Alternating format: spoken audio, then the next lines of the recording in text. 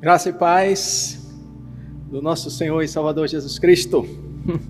Glória a Deus. Bom, amados, nós estamos agora no final, desse livro que nós iniciamos com estudos sobre fundamentos da nossa fé, e que vários assuntos foram tratados, e o final dele é sobre o juízo eterno. E é sobre isso que nós vamos tratar hoje aqui. Existem várias menções na palavra de Deus falando a respeito do juízo eterno, do julgamento de Deus. E quando se fala em juízo e julgamento, muitos ficam assim tensos, apavorados, têm medo, e eu vos digo, e deve ficar sim, apavorados e com medo. Por quê? Porque é um fato, vai acontecer. E a palavra do Senhor nos traz diversas referências, e nós vamos passear um pouco na palavra de Deus. É um assunto assim muito rico, muito extenso. Nós vamos aqui comprimir o máximo para extrair dele, do que está aqui no livro, a essência. E que na verdade, os irmãos da igreja que já estão aí recebendo esses estudos do discipulado, vai se aprofundar um pouco mais. Mas no que diz respeito à essência dele, nós vamos ver o hoje e agora, de uma maneira assim bem clara, precisa e sem meias palavras. É comum nós ouvirmos, até mesmo que não conhece a Bíblia, diz assim: Deus é amor, mas também é justiça.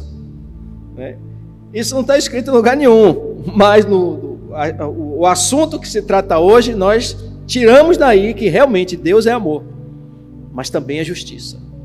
Deus é amor porque, João 3,16, Deus amou o mundo de tal maneira que deu seu Filho unigênito, para que todo aquele que nele crê não pereça, mas tenha a vida eterna. Então Deus é amor porque Ele doou, Ele deu o seu Filho, Jesus Cristo, o único Filho, Ele entregou para morrer por nós, para que nós não venhamos a perecer, mas possamos receber dele a vida eterna. Então Deus é amor e declara esse amor aí de uma forma assim incontestável. A Bíblia diz em outro trecho que ninguém tem maior amor do que esse, de alguém dar a sua vida em favor dos seus amigos. Então, isso é incontestável. Deus declarou o amor dele para conosco de uma forma assim que nós não podemos dizer: Deus não me ama assim, porque Ele deu o Filho dele, Jesus Cristo, para morrer em nosso lugar. Então, o amor de Deus para conosco é incontestável. Mas por que o homem sofre? Por que o homem padece? Por que está acontecendo tanta coisa ruim no mundo inteiro? Por causa, a culpa é nossa, não de Deus. Bom, então Deus sendo amor, Ele já declarou, mas Deus também é juízo. E é isso que nós vamos tratar aqui agora. Vamos ver a primeira referência, que é João, no mesmo capítulo, de João 3, que relata que Deus amou o mundo de tal maneira, João 3,16. E aí mais para frente, no livro de João, versículos 18 e 19, ele diz o seguinte, versículo 18. Vamos ler o 16, que aí eu já citei, a gente leu o 16 e vai até o 19. João 3,16. Porque Deus amou o mundo de tal maneira que deu seu Filho unigênito, para que todo aquele que nele crê não pereça, mas tenha a vida eterna. Pronto, aí declarando o amor de Deus para conosco, que Deus é amor. Amor de tal maneira. Versículo 17. Porque Deus enviou seu Filho ao mundo, Jesus Cristo, não para que condenasse o mundo, mas para que o mundo fosse salvo por ele. Então o 17 diz que Deus não quer e nunca quis condenar ninguém, mas que todos fossem salvos por Ele quem? Jesus. Aí vem o versículo 18. Quem crê nele, quem crê em Jesus, não está condenado, mas quem não crê, já está condenado, porquanto não crê no nome do unigênito Filho de Deus. E a condenação é esta, que a luz veio ao mundo, e os homens amaram mais as trevas do que a luz, porque as suas obras eram más. Maravilha isso aí, né? Isso aí coloca muita gente na parede, porque o versículo 18 ele diz que quem crê nele, quem crê em Jesus, não está condenado. Aí muita gente aí já começa a pular. Maravilha, eu creio em Jesus, então já pulei fora dessa condenação, né? Mas só que o 19 mostra a diferença do que realmente crê e daquele que crê da boca para fora. O 19 diz, a condenação é essa: a luz veio ao mundo, que é o próprio Jesus, e os homens amaram mais as trevas do que a luz, porque as suas obras eram más. Então, as pessoas que dizem que creem em Jesus, mas continuam fazendo as obras más, as obras ruins, na verdade não creem. Na verdade não creem porque demonstram que eles não querem os ensinamentos de Jesus, eles querem o seu bel prazer. A luz, a condenação é essa, que a luz veio ao mundo, e os homens amaram mais as trevas do que a luz, porque as suas obras eram más. Aí eu só me lembro daquela pergunta, né, que quando a gente chama alguém e diz, você quer aceitar Jesus como único Senhor e Salvador de sua vida? A pessoa grita logo, eu não, sou novo ainda, eu não estou pronto ainda, né? Deixe Deus tocar no meu coração. Essa conversa mole, e aí a pessoa vai tentando se desviar, porque sabe que se eu aceito Jesus Cristo, graças a Deus eu já fiz isso há muitos anos atrás, eu me comprometo com Jesus, eu me comprometo com os ensinamentos de Jesus, eu me comprometo com a palavra de Jesus a cumpri-las, porque eu agora estou seguindo a Cristo Jesus, eu amo a Jesus e me submeto aos mandamentos dele. A minha vida muda, meu comportamento muda, minhas atitudes mudam, meus prazeres mudam, né? Meus pensamentos mudam para quê? Para os pensamentos de Cristo, para os ensinamentos de Cristo Jesus. Mas ele diz que a condenação são para aqueles que amaram mais as trevas do que a luz. Então a condenação existe, mas é projeto de Deus condenar o homem? Não, ele quer que o homem seja salvo, mas nem todos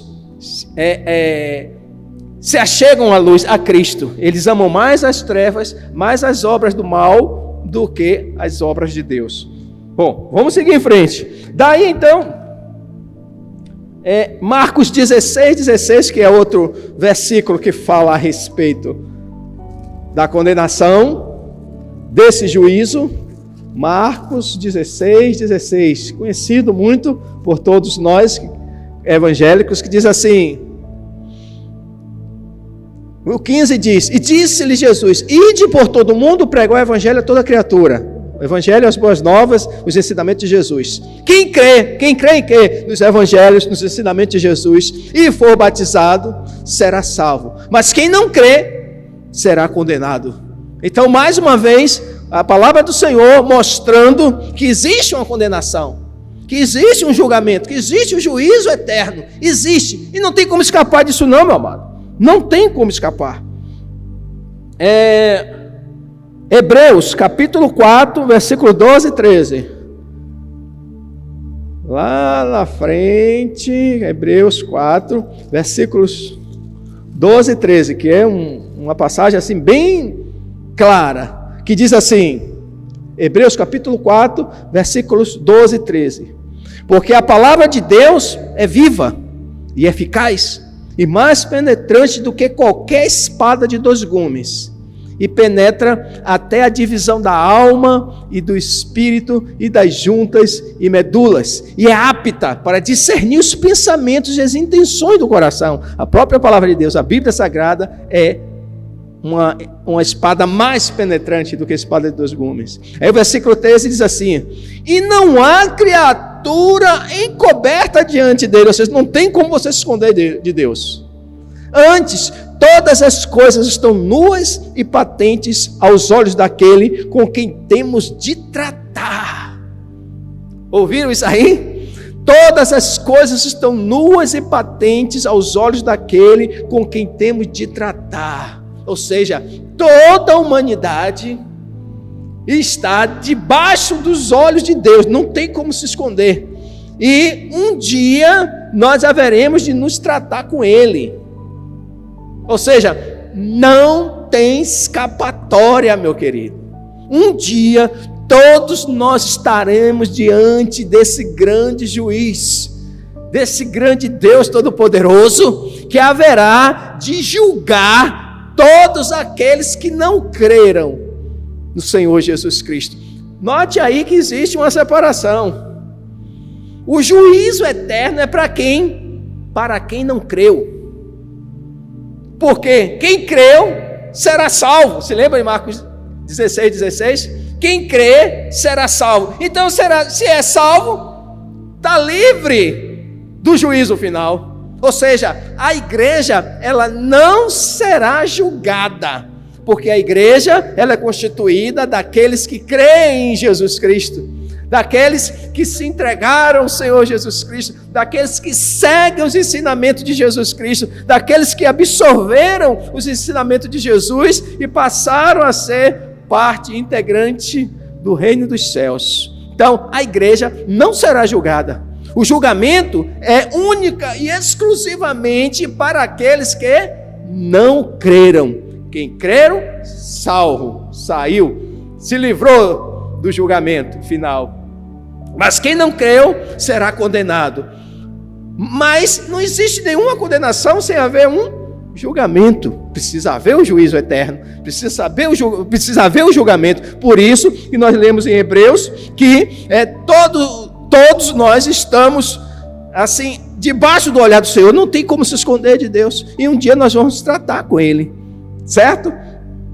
Dá uma passeada lá em Apocalipse 3:19,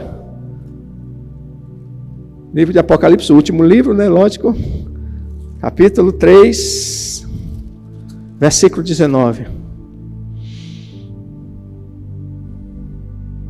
19. Diz assim: eu repreendo e castigo a todos quanto amo. Sê, pois, zeloso e arrepende-te. As pessoas que dizem: mas Deus não castiga ninguém. Olha ele aqui falando: eu repreendo e castigo. Então Deus repreende e castiga. Deus é amor, mas também é justiça. Agora vamos raciocinar assim como ser humano. Deus, Ele declara o seu amor para conosco e envia o Filho dele, Jesus. Porque o projeto de Deus não é condenar ninguém, é salvar. Nós lemos isso nesse instante. Então Jesus veio buscar e salvar o que se havia perdido, que era eu e você, nos perdemos no caminho. E aí o Senhor vem nos salvar e recebe a condenação que era nossa em si mesmo e morre em nosso lugar, porque a lei de Deus diz: a alma que pecar, essa morrerá. Então Deus, para resgatar a gente dessa condenação, envia o Filho dele para pagar o preço pelos nossos pecados. Quem pecou fomos nós. Aí Jesus vem, toma a nossa culpa, né, e morre em nosso lugar, provando o grande amor de Deus, para que, através desse ato de Jesus, de Deus, de nos amar de tal maneira, de enviar o Filho dele, Jesus Cristo, para morrer no nosso lugar, nós pudéssemos escapar da condenação. Glória a Deus para aqueles que creem. Mas agora pense, se Deus projetou isso tudo, realizou todas essas coisas, como Ele agora, como todo mundo pensa, né? Está todo mundo salvo? Não, de jeito nenhum. Deus vai cobrar o sangue de Jesus Cristo sobre toda a humanidade. Aqueles que realmente, eu digo assim, fizeram fazer valer o sangue de Jesus que foi derramado na cruz do Calvário, aqueles que realmente compreenderam a declaração desse amor de Deus e agora buscam de todas as formas corresponder. Como é que eu correspondo o amor que Deus declarou a mim?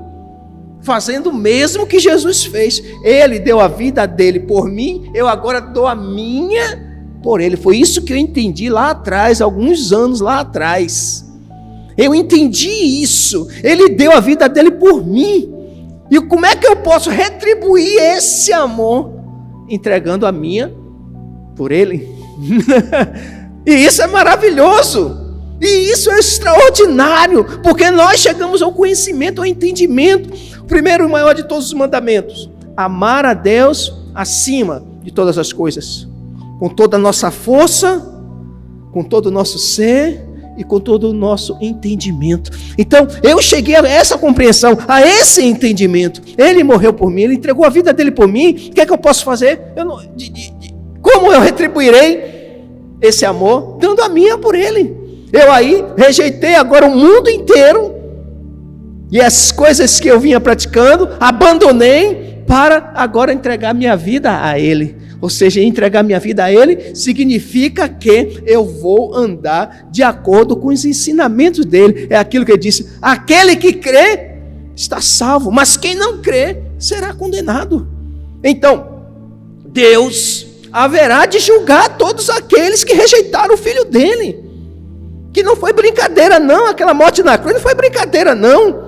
Não foi um filme de ficção não. Foi um fato real. O Filho de Deus, Jesus Cristo, foi morto pelo meu pecado, pelo seu pecado.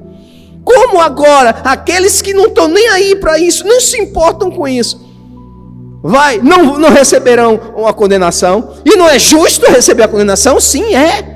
Por isso que Deus é justiça, porque essas pessoas não reconheceram o Filho de Deus, não deram valor ao sacrifício que ele se sacrificou por nós, derramando seu sangue na cruz. Então, o juízo existe e realmente o juízo é justo, né? É uma redundância, mas é verdade. A condenação é justa e Deus vai cobrar de todos aqueles que não deram crédito e não corresponderam ao grande amor que ele demonstrou por todos nós. Vamos seguir em frente. Outra referência que eu quero compartilhar com vocês é Romanos, capítulo 8, que é para nós como igreja, é extraordinário. É extraordinário. Diz assim, Romanos capítulo 8, peraí.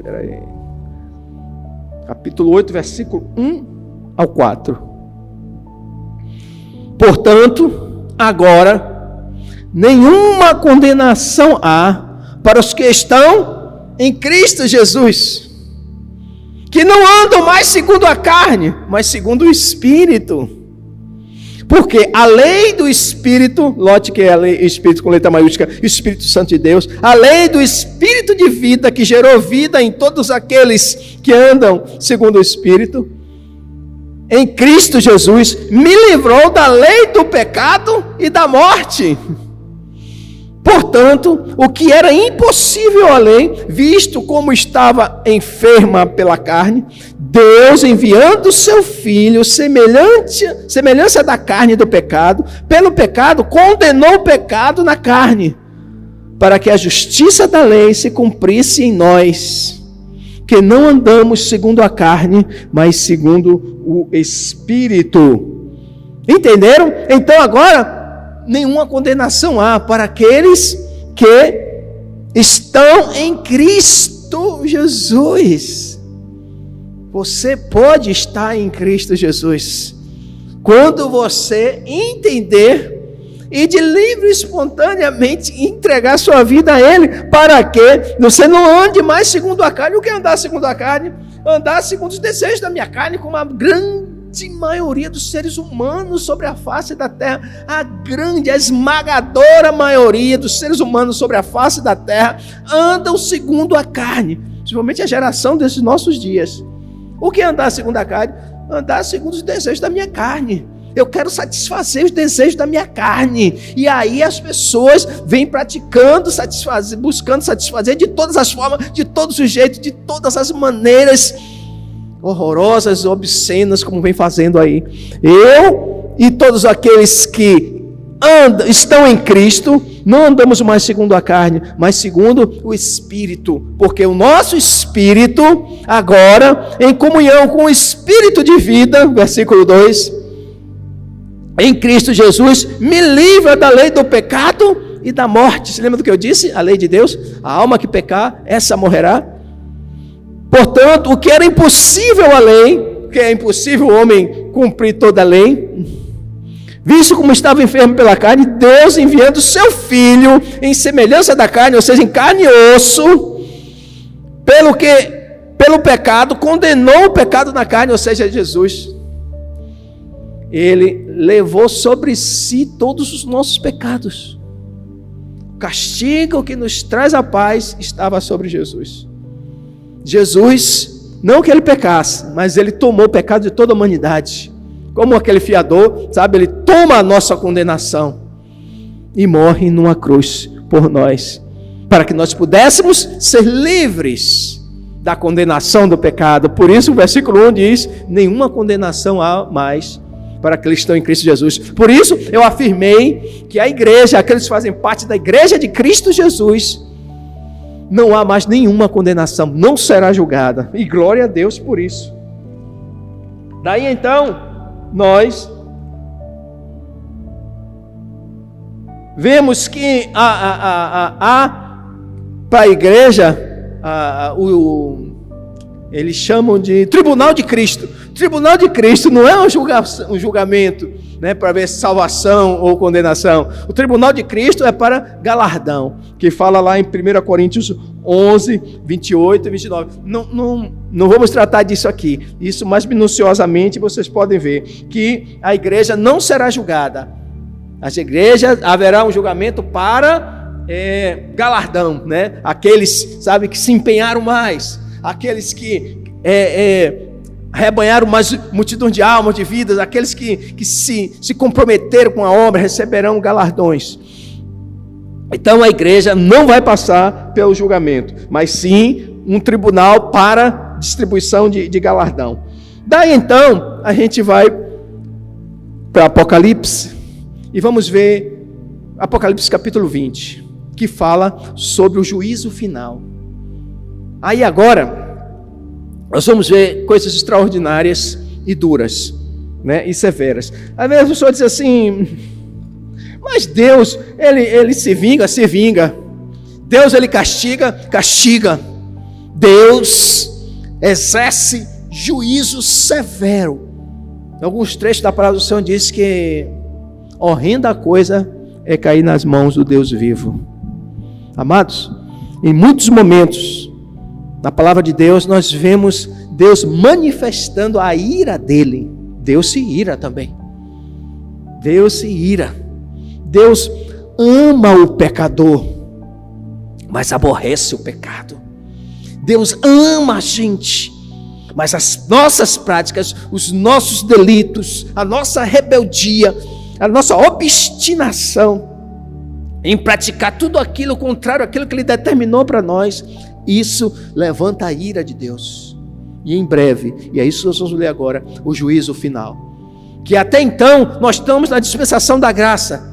O Senhor tem usado de misericórdia, o Senhor tem sido tolerante, o Senhor tem sido benevolente, o Senhor tem sido longânimo para com todos nós, com o desejo de nós em algum dado momento nos arrependermos e nos voltarmos para Ele. Mas vai chegar um dia, e é esse o dia que nós vamos ler agora em Apocalipse capítulo 20, versículo 11. Eu vou ler o 10, que ele fala daquele que existe, que é o diabo, e que a palavra do Senhor diz que ele também será, na verdade ele já foi julgado e condenado. Aí fala do fim daquele que promove um monte de coisa ruim sobre a face da terra, que está fazendo isso hoje, nos nossos dias. Apocalipse 20, versículo 10, ele diz assim: e o diabo que enganava que os enganava, foi lançado no lago de fogo e enxofre, onde está a besta, o falso profeta, e de dia e de noite serão atormentados para todo sempre.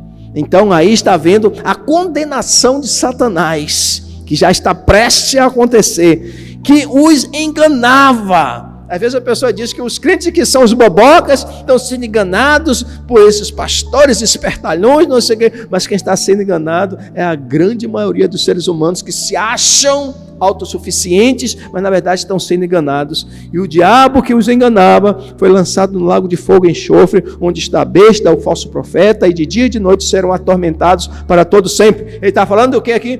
O inferno. O inferno existe. É a condenação daqueles que haverão de ser julgados, vai estar exatamente, a sentença será no inferno, que serão atormentados para todo sempre, de dia e de noite. Pronto. Aí o versículo 11 entra. Vamos agora detalhando aqui várias coisas. E vi um grande trono branco, e o que estava sentado sobre ele, de cuja presença fugiu a terra e o céu, e não se achou lugar para eles. Nós vemos aí a presença gloriosa do Deus Todo-Poderoso, que afugentou todas as outras coisas, só do seu resplendor fugiu a terra e o céu. Versículo 12: e viu os mortos, grandes e pequenos. Viu aí que não é aquela história, morreu, acabou. Quem disse isso, quem embutiu na cabeça das pessoas isso, foi aquele que eu acabei de dizer, o diabo que enganava. Morreu, acabou. A Bíblia mostra diferente. E viu um grande trono branco, se assentava sobre ele, fugiu a terra e o céu. E viu os mortos, grandes e pequenos, aqueles ricos, abastados, pequenos, aquelas pessoas pobres, paupérrimas, que estavam diante do trono, aquele trono branco. E abriu-se os livros. Que livros são esses? Os livros que nos dá a entender que todas as coisas que nós fazemos estão registradas. E abriu-se outro livro, que é o livro da vida. Eu sempre chamo a atenção de duas coisas aí. Ele fala os livros, que são os livros das obras, e o livro, ou seja, são dois livros, ou seja, são duas espécies de livros: o livro das obras e o livro da vida. E os mortos foram julgados pelas coisas que estavam escritas nos livros, que são os livros das obras, segundo as suas obras. Então, existe os livros das obras e o livro da vida. Esse livro da vida, o próprio Jesus, falou a respeito dele. Em Lucas, capítulo 10, versículo 20,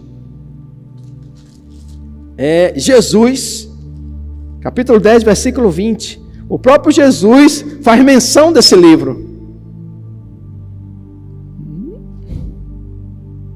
Lucas 10, 20, eu estou aqui em João. Lucas 10, 20, pensei que a referência estava errada. Lucas 10, 20. Mas não vos alegreis, porque vos sujeitos o Espírito. Alegrai-vos antes, por estar os vossos nomes escritos nos céus. Escrito nos céus, estava escrito no livro da vida. Daniel também fala a respeito desse livro da vida. E eu quero te mostrar aqui Daniel, lá no Antigo Testamento. Um fato interessante, né? Poucas vezes no Antigo Testamento se fala sobre isso. Daniel, capítulo 12. Daniel, capítulo 12. Daniel, que foi um grande homem de Deus, um profeta do Senhor. Capítulo 12, versículos 1 e 2. Ele diz assim: naquele tempo, falando do final de todas as coisas, no fim dos tempos, e naquele tempo se levantará Miguel, o grande príncipe, é o anjo Miquel, que se levanta pelos filhos do teu povo, e haverá um tempo de angústia, qual nunca houve, desde que houve nação até aquele tempo. Mas naquele tempo livrar-se-á o teu povo, todo aquele que se achar escrito no livro, que se fala o livro da vida. E muitos dos que dormem no pó da terra ressuscitarão, uns para a vida eterna e outros para vergonha e desprezo eterno.